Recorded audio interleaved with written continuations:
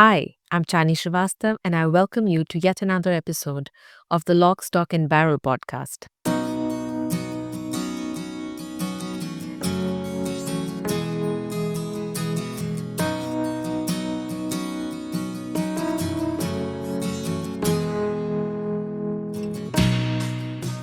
Beauty, as the ancient Greek philosopher Plato said, lies in the eyes of the beholder, which means that beauty isn't just skin deep. But like much else, from the ancient Greeks to the modern influence of the 21st century, the concept of beauty also has evolved. After all, it's a complex tapestry woven by society, culture, and individual perception. Today, let's talk about beauty, bias, and business. I remember it so vividly, as if it happened yesterday. We were playing on my porch, me and my best friend at the time, two big 7 to 8 year old girls, with loose teeth and observations so razor sharp and matter of fact that one could never ever forget their sure shot impact for life. My friend turned to me and spoke of another friend of ours, exclaiming how fair and pretty she was. And she really was. And I can testify even today that she is truly beautiful inside out. As a side note, I'm happy to report that her skin color has had no role to play in her beauty at any age. Anyway, so as her eyes sparkled with admiration, something made her turn to me, the not so fair and dusky friend of hers, and say, even though you're not fair, Chani, you're good natured. Savage. A 7-year-old savage with loose teeth. I obviously didn't have the vocabulary at the time like I do now to articulate what I felt in that moment, but suffice it to say that those 8 words still linger in one form or the other in the insecurities folder in my head. So sweet was the consolation prize and fair was where you win. So in a contest, skin color trumps personality. That was the deduction of the 7-year-old me, who had just had her first brush with this lofty concept of discrimination on the basis of color, at the hands of another 7-year-old who, wait for it, was wearing compact powder on her 7-year-old baby face. If I were to meet this child today, I would totally understand where her opinion came from and would probably have a conversation with her parents about messing with her little impressionable mind. Then there was this occasional jibe by this fair skinned relative calling you a name, which is used to call someone with a dark skin, by which I mean typical Indian skin tone. Or another friendly aunt who was suggesting a new fairness cream in the market or a new Dadima ka nuska to become fairer. But that's where it all began, where I sat with a loose incisor hanging from the gum and a germ in my developing impressionable brain that tried to grapple with this new feeling of insecurity. For an extremely confident child like me, this little seed of doubt, of insecurity, was a whole new experience.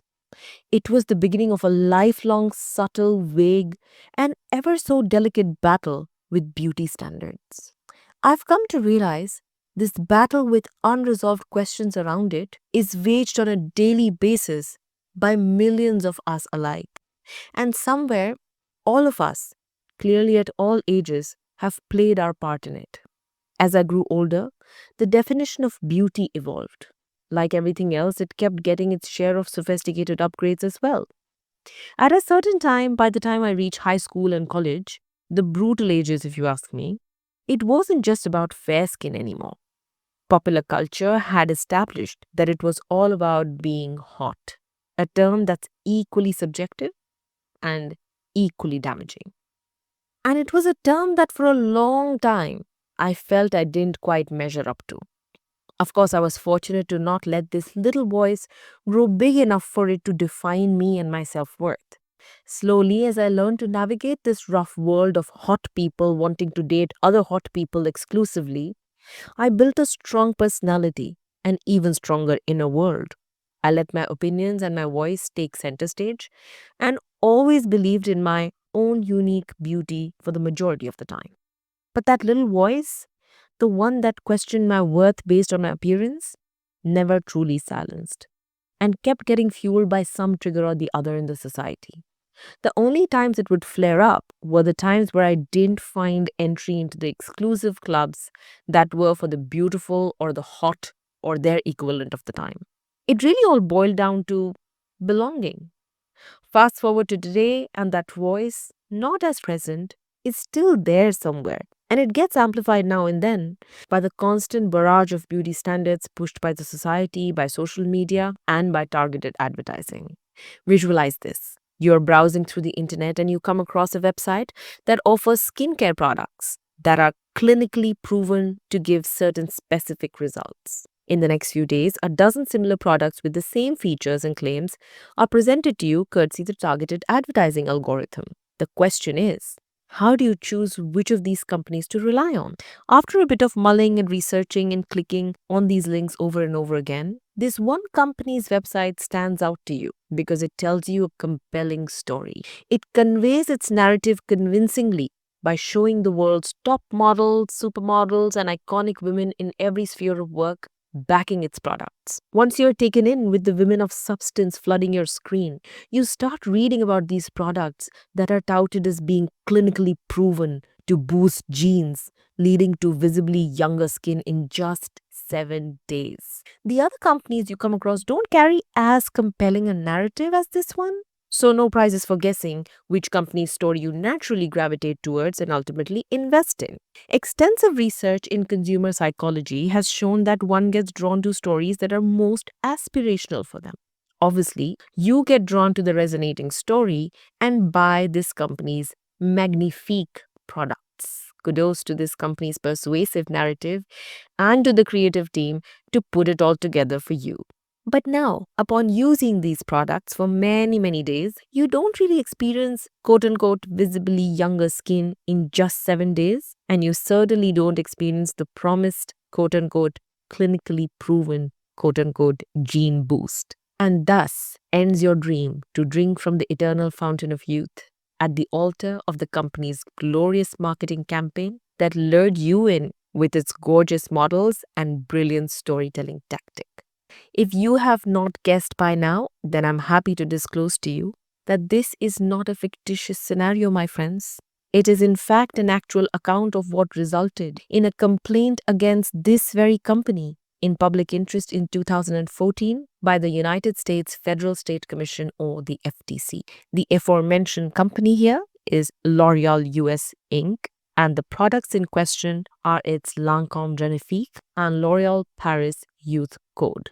This incident was an actual account of what resulted in a complaint against the L'Oréal USA Group in the public interest, as the FTC cited the company's false and unsubstantiated claims through various ads, campaigns, and promotional material from February 2009 to April 2013. Ultimately, L'Oréal USA was barred from making future anti-aging claims without solid scientific evidence. While the company avoided a monetary fine by consenting to settle the FTC charges of false advertising, it faced the risk of paying up to $16,000 for each future violation.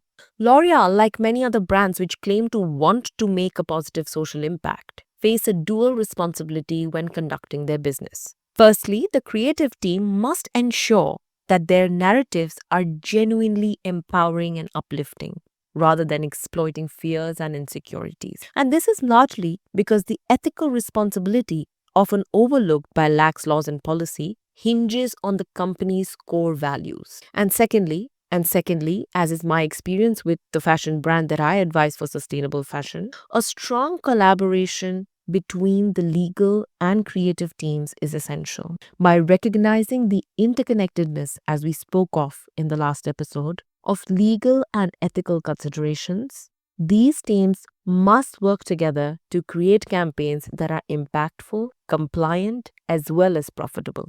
Let's talk a little bit about both these responsibilities and what they entail.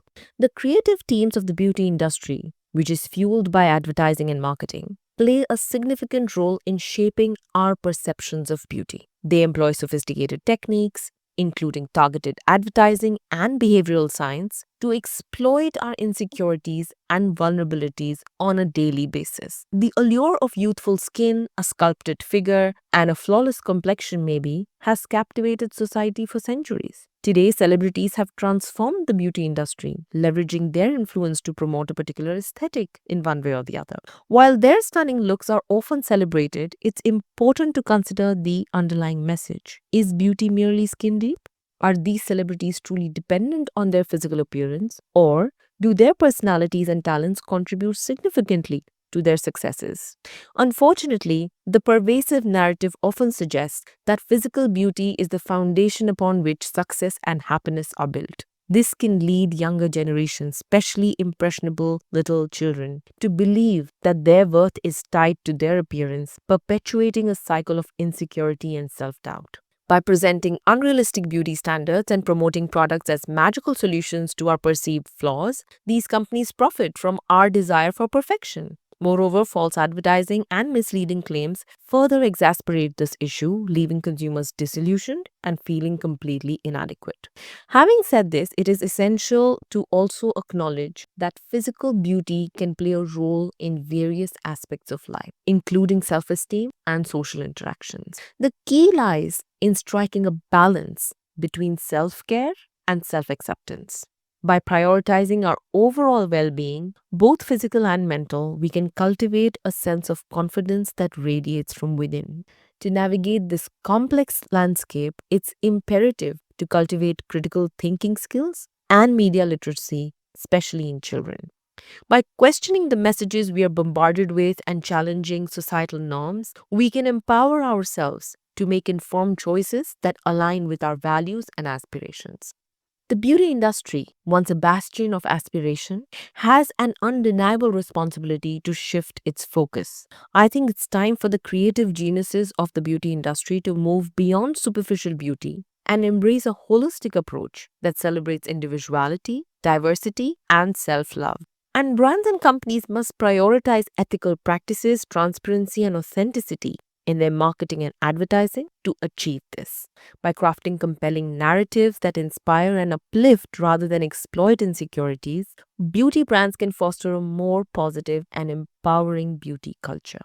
I also believe that it's imperative to invest in research and development to create products that are not only effective but are also safe and sustainable. But as inviting as all of this sounds, has anyone walked the talk yet?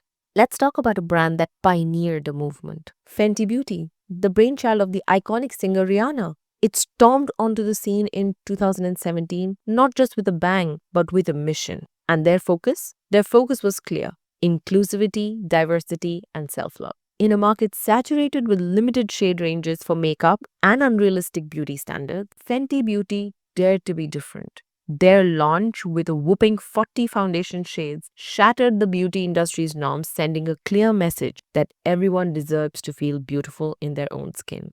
Of course, the company kept investing in R&D by paying close attention to the feedback from their customers who couldn't find the right shade among these 40 shades to attain a repository of 50 shades in this category alone today. And Fenty Beauty didn't stop there. The brand's marketing brilliance lies in its authenticity. Forget airbrush perfection. For the first time ever, a brand showcased real people of all races, of all sizes, and across backgrounds. They leveraged social media to connect with their audience using tutorials and influencer partnerships to show the versatility of their products. It influenced many brands to expand their offerings and spark a conversation about the lack of options for people with darker skin. At Fenty, it was and is all about empowering individuals and not selling them a dream. That is precisely the line I was talking about. Empower, but don't sell a dream. And the results speak for themselves. Fenty Beauty is a runaway success not just commercially, but also culturally. It sparked the Fenty effect, inspiring other brands to embrace inclusivity. This brand wasn't just about good marketing. It was about starting a social movement and a deeper conversation about beauty standards. And today, the entrepreneurs in the beauty industry can take a page from Fenty Beauty's book and begin by doing at least 3 of these things. 1. Craft a mission statement that reflects your values and not just your bottom line. 2. Invest in building ethical practices and maintaining transparency. And 3. Embrace technology, not just to sell, but to personalize the experience and celebrate diversity to play your part as an impact entrepreneur in the tech for good movement. So, was there really a way L'Oreal could have avoided the FTC charges and the reputational damage that ensued? Yes, there was. Which brings us to the point of fostering a culture of collaboration between different and seemingly separate verticals within a company or a brand. If the creative writing and communications team had consulted with the legal team at L'Oreal, one can safely assume today that they would have made three pertinent observations. First, a legal expert would be able to lay down the framework for the interpretation of the clinical study undertaken. In this case, the FTC noted that in the clinical study quoted by L'Oreal, subjects were not asked to rate the magnitude of results achieved, but merely to indicate whether there was an improvement in a particular measure or not. So, for example, the women were not asked how radiant or luminous their skin felt after using Genifique, but how strongly they agreed or disagreed that there was an improvement in their skin's radiance or luminosity after using Genifique. Later, L'Oreal agreed that the representation and claims made in their story was clearly based on false deductions of this clinical study. While assessing the clinical study in question, any trained lawyer would have been able to point out the framework of interpretation for these conclusions from the clinical study. Second, a lawyer would have been able to foresee the repercussions of the quote-unquote boost genes claim. The bar graph of the study accompanying this representation presented the results of a study that did not involve a L'Oreal Paris Youth Code product or the ingredients in any such product. Fact-checking every single phrase would have made it clear that this would be an unsubstantiated claim, and if made publicly as a blanket generalization, it would have far-reaching ramifications as it eventually did.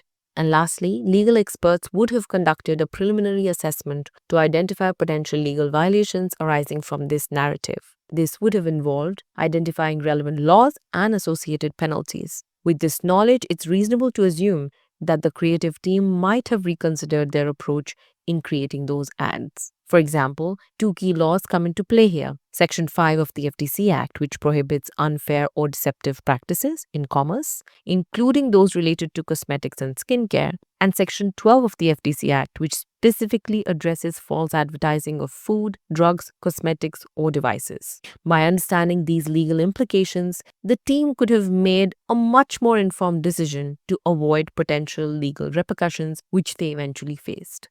The L'Oreal case is one of many such examples that are a perfect depiction of the damage that could have been prevented had the seemingly unconnected departments, the creative and the legal in this case, worked in tandem to amplify the power of storytelling for a brand.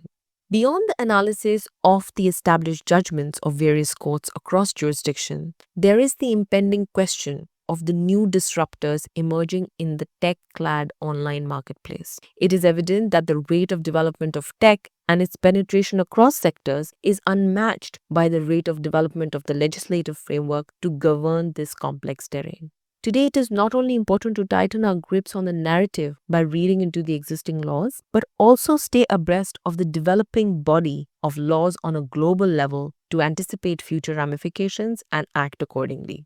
The golden collaboration involves two quintessential elements for any business: legal expertise and the need to develop a strong narrative through powerful storytelling. And this is not just for big established businesses. It is in fact more important for those just starting out. In a sense, it is the holy grail for any business looking to be sustainable and to stay relevant for the long term.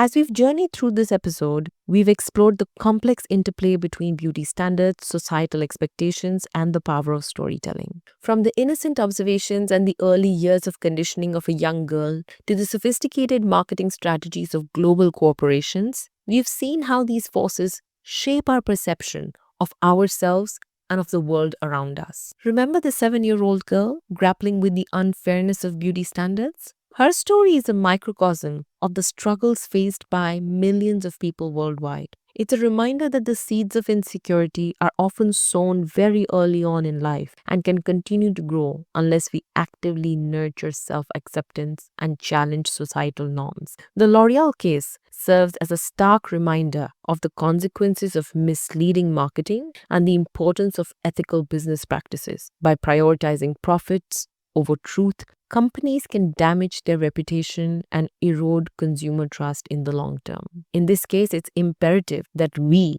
as consumers, hold governments and businesses accountable to demand transparency in all processes. But it's not just about holding other people accountable, it's also about taking responsibility for our own well being. We must cultivate a healthy relationship with ourselves, embracing our unique qualities and celebrating our individuality. By practicing self compassion in all ways and challenging negative self talk, we can develop a strong sense of self worth that is not dependent on external validation. The development of ethical technology can also play a crucial role in addressing the challenges we've discussed today. By designing and implementing AI algorithms that prioritize fairness, transparency, and accountability, we can mitigate the negative impacts of biased beauty standards and harmful stereotypes. For instance, AI powered tools can be used to reduce the exposure to unrealistic beauty ideals and harmful body image messages on social media. AI can also be employed the way Fenty Beauty does to develop personalized beauty recommendations that celebrate diversity and promote self acceptance. But at the heart of it all is community. In a world that often feels divided, it is essential to find our tribe, a community of like-minded individuals who share our values and passions. By connecting with others, we can amplify our voices, collaborate on innovative solutions, and drive positive change. In my case, events like the South by Southwest conference offer a unique opportunity to engage with industry leaders, share thought-provoking ideas, and explore cutting-edge technologies. It's a fitting platform to discuss the ethical implications of artificial intelligence, the importance of human-centered design, and what it takes to build futuristic technology. I'm excited to share my thoughts on some of these topics at the South by Southwest conference in 2025, where we are going to explore the intersection of technology, ethics, and the liberal arts. My proposed session is now open for public voting. I've included the details of the same in the show notes below to help us bring this important conversation to a wider audience. Please vote for this session, and remember that by voting, you're not just supporting my work, you're also helping shape the future of technology. Let's use our voices to advocate for inclusivity, diversity, and ethical principles together. I hope this podcast resonated with you and sparked conversations about the complex issue of beauty bias in business we've discussed today. It's been a personal journey for me, and I'm grateful for the opportunity to share my experiences and insights with you. As we conclude, I invite you to join me in embracing your unique beauty to create a more inclusive and equitable world, one where everyone feels seen, heard, and valued. Thank you for listening. Along with voting for the South by Southwest session today, share this episode with someone who you think will benefit from this conversation, so even they can like, share, and subscribe to the LTB franchise. You know we are available at YouTube, Spotify, Apple Podcasts, and Substack. As always, I will wait to hear your experiences in the comment section below or on my email address, which is chaani.srivastav@gmail.com. Until next time, let's keep rejecting the notion that beauty is one size fits all.